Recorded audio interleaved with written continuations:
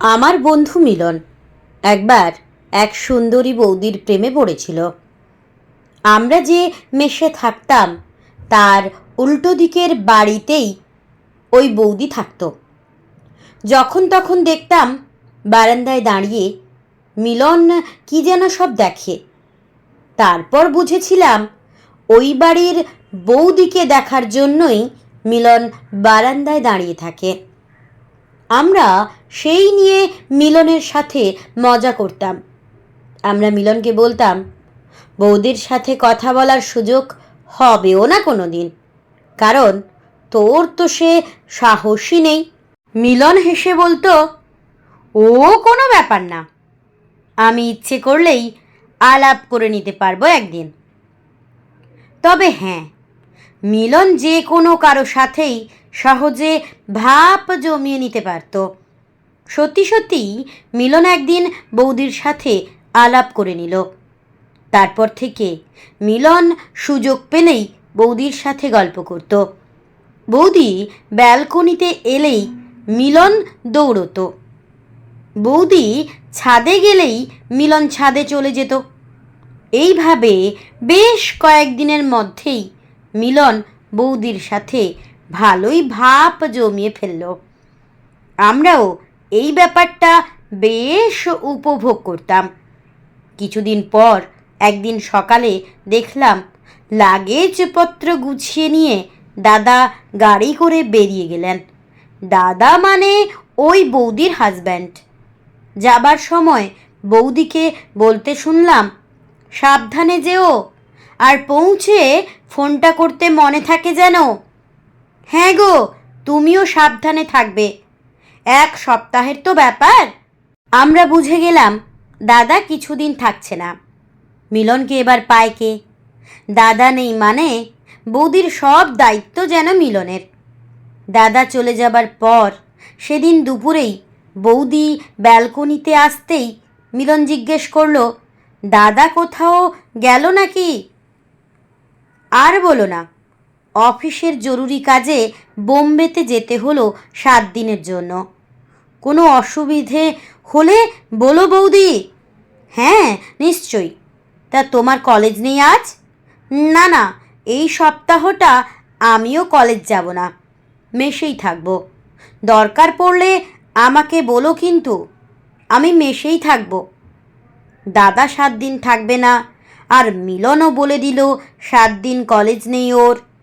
আমাদের আর এক বন্ধু তখন মিলনকে বলল, মিলন, এমন দিন আর পাবি না, দাদা এখন থাকবে না 7 দিন। এমন কথাতে মিলনও দারুণ খুশি হলো। তারপর থেকে মিলন যখনই সময় পাচ্ছে বৌদির সাথে কথা বলছে। মিলনের ভীষণ ইচ্ছে বৌদি যদি কোনো একটা কাজ দেয় সেই সুযোগে বৌদির বাড়ির মধ্যে যাওয়া যাবে। কিন্তু বৌদি কিছুই বলছে না। মিলন তবুও বলছে, বৌদি কোনো অসুবিধা হচ্ছে না তো? আমাকে বলতে পারো। না না, ঠিক আছে, অসুবিধে হলে বলবো। আমরা মজা করে বলতাম, তোকে আর এ জীবনে ডাকলো না, 3 দিন হয়ে গেল, ব্যালকনিতে দাঁড়িয়েই গল্প করে করে সময় কেটে যাবে তোর। যাই হোক, পরের দিন সকালে দেখি বৌদি ব্যালকনি থেকে মিলনের নাম ধরে ডাকছে। মিলন তখন বাথরুমে। আমি বাথরুমের দরজায় টোকা মেরে বললাম, তুই বাথরুমে ঢুকে বসে আছিস? ওদিকে বৌদি তোকে ডেকে যাচ্ছে। আমার কথা শুনে পড়িমড়ি করে বাথরুম থেকে দৌড়ে বেরিয়ে বারমুডাটা কোনো রকমে পরে বারান্দায় দাঁড়িয়ে দেঁতো হাসি হেসে বলল, বৌদি আমাকে ডাকছো? বৌদি এদিক ওদিক তাকিয়ে জিজ্ঞেস করলো, শোনো না, তুমি ফ্রি আছো? হ্যাঁ, আমি তো অল টাইম ফ্রি। বৌদি একটু আস্তে করে বলে, আজ আসতে পারবে একবার? মিলনও এপাশ ওপাশ দেখে নিয়ে বলল, যখন ডাকবে তখনই চলে যাব, কখন যেতে হবে শুধু বলো। আমরা তো আড়াল থেকে দেখছি। ওদিকে বৌদি কি যেন একটা ভেবে নিয়ে বলল, শোনো তাহলে, রাতে ওই 8টার দিকেই এসো, দুপুরে এসে কাজ নেই বরং। তোমার অসুবিধা নেই তো? না না, আমার আবার কি অসুবিধা? ও হ্যাঁ বৌদি, তুমি কি খেতে ভালোবাসো? যতই হোক তোমার বাড়িতে প্রথম যাচ্ছি। আরে ধুর, ওসব কিছু আনতে হবে না, তুমি আসলেই হবে। কথাগুলো বলে বৌদি ভিতরে চলে গেল। মিলন রুমের মধ্যে দৌড়ে এসে ইয়া বলে চিৎকার করে আমাকে জড়িয়ে ধরল। গোপাল পাশ থেকে বলল, শোন ভাই, ট্রিট চাই। সন্ধেবেলা দেশি মুরগির মাংস আর ভাত। মেশে এখন বেশি কেউ নেই, 6জন আছি। একটা 2 কেজি সাইজের মুরগি আনলেই হবে। আরে ভাই ঠিক আছে, হবে হবে। মিলন 300 টাকা বের করে গোপালের হাতে দিয়ে বলল, মাংস নিয়ে যে টাকাটা থাকবে মিষ্টি নিয়ে নিস কিছু। মিলন তো সেই মেজাজে আছে। ক্লিনিক প্লাস শ্যাম্পু আর লাইফ বয় সাবান দিয়ে স্নান সারল। সন্ধ্যের পর ফিট ফাট হয়ে আমার ডেনিমের বডি স্প্রেটা থেকে ফুস ফুস ফুস ফুস করে সারা গায়ে মেখে 8টার সময় চলে গেল। এদিকে আমরা দেশি মুরগি রান্নার তোড়জোড় চালাচ্ছি। মিলন চলে যাবার পর রান্না শুরু হয়েছে, আর আমরা কয়েকজন মিলে বারান্দায় এসে দাঁড়াচ্ছি।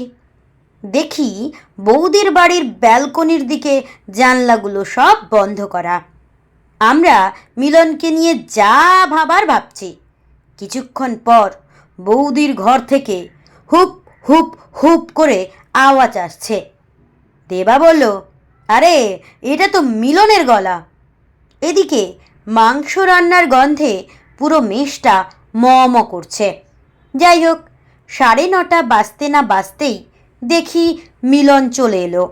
মিলনের শার্টের ওপরের 2টো বোতাম তখনও খোলা, চুলগুলো এলোমেলো। গায়ে হাত দিয়ে দেখি ঘেমে ভিজে গেছে। গোপাল তো বলে উঠল, এত তাড়াতাড়ি চলে এলি? যাই হোক, বল কি সব হলো? আগে জলের বোতলটা দে, পরে সব বলছি। মিলনের থেকে সব শুনতে হবে।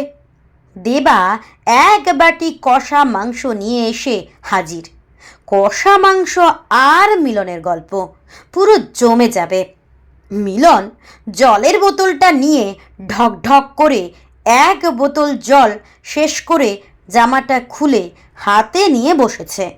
আমি মাংসের একটা হাড় নিয়ে চিবোতে চিবোতে বললাম, বল আর কত ওয়েট করব? মিলন গামছা দিয়ে ঘামটা মুছে নিয়ে বলতে শুরু করলো। আমি যেতেই বৌদি আমাকে বলল, বাহ, দারুণ তো বডি স্প্রের গন্ধটা। তোমার দাদার সঙ্গে যখন প্রেম করতাম তোমার দাদাও এটাই ইউজ করতো। আমার খুব প্রিয়, আমারও ভীষণ প্রিয়। আরে আস্তে কথা বলো, কোনো আওয়াজ যেন না হয়। আর পা টিপে টিপে এসো, আমার ছেলে যেন বুঝতে না পারে। তারপর আমি পা টিপে টিপে গেলাম। আমাকে একটা ঘরে নিয়ে গেল। ঘরটা অন্ধকার। আমার হাতটা ধরে বলল, এই শোনো না, তুমি ওই খাটের উপর উঠে পড়ো, আমি একটু পর আসছি। জীবনে এই প্রথম কোনো মেয়ে আমার হাতটা ধরে খাটে উঠতে বলল। রোমান্টিক পরিবেশ। আমিও খাটের উপর উঠে পড়লাম। খাটে উঠে বসে আছি। অন্ধকার ঘরে আমি তখন রোমাঞ্চ অনুভব করছি। মিনিট 5 পর বৌদি এসে বলে গেল, তুমি তাড়াতাড়ি জামাটা খুলে ফেলো। তখন তো ভীষণ লজ্জা করছে, তবুও আমি জামা খুলে ফেললাম। বৌদি তারপর এসে বলল, আমি রেডি, এবার তুমি রেডি হয়ে নাও। তোমার দাদার এই মাটি কালারের পাঞ্জাবিটা পরার পর মুখোশটা পরে নাও। আমি যখনই বলবো ওই আসছে ওই আসছে, তুমি তখন জোরে জোরে হুপ হুপ করবে আর এমন লাফাবে যেন খুব জোরে জোরে আওয়াজ হয়। আমি বলি, তার মানে? তখন বৌদি বলে, আরে আমার ছেলেটাকে দিনের বেলা যাই হোক করে খাওয়াতে পারি, আর দেখো না রাতের বেলা 3 দিন খাচ্ছে না। দিনের বেলা পাখি দেখাই, মাঝে মধ্যে হনুমানগুলোও আসে, হুপ হুপ আওয়াজ করে, ওইসব দেখিয়ে ভয় পাইয়ে খাইয়ে দিয়ে। কিন্তু রাতের বেলায় ওসব কোথায় পাবো বলো তো? তোমার দাদাও নেই, 3 দিন ধরে রাতে কিছুতেই খাওয়াতে পারিনি।